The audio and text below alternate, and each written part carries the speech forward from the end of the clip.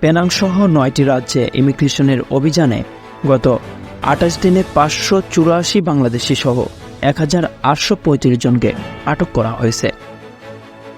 মালয়েশিয়ায় অভিবাসন বিভাগের মহাপরিচালক দাতুত রুসলিন জুসো জানিয়েছেন, চলতি বছরের জানুয়ারি থেকে আগস্ট পর্যন্ত 8 মাসে 32,952 বাংলাদেশি সহ 65,749 জনের বেশি অবৈধ অভিবাসী আটক হয়েছেন। তিনি জানান, অবৈধ অভিবাসীদের নিয়ে জনগণের উদ্বেগ রয়েছে। মালয়েশিয়ায় কোনো অবৈধ অভিবাসীকে অবস্থান করতে দেয়া হবে না বলেও হুঁশিয়ারি দেন তিনি। মহাপরিচালক দাতুক রুসলিন জুসো বলেন, আমরা 1 জানুয়ারি থেকে 28 আগস্ট পর্যন্ত সারা দেশে 482টি জায়গায় 9,989টি অভিযান পরিচালনা করেছি। দৈনিক গড়ে প্রায় 58টি অভিযান চালানো হয়েছে।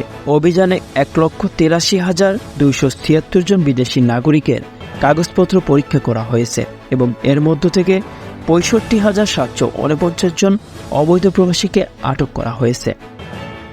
তিনি বলেন, আমাদের দেশে নির্মাণ, পরিষেবা এবং কৃষি সহ বিভিন্ন অর্থনৈতিক খাতের চাহিদা পূরণের জন্য বিদেশি শ্রমিকদের উপর নির্ভর করে। এখনো পর্যন্ত আমাদের দেশে প্রায় 24 লক্ষ নিবন্ধিত বিদেশি কর্মী রয়েছে। সংবাদের এ পর্যন্তই। পরবর্তী নিউজ আপডেট পেতে আমাদের সাথেই থাকুন। ধন্যবাদ।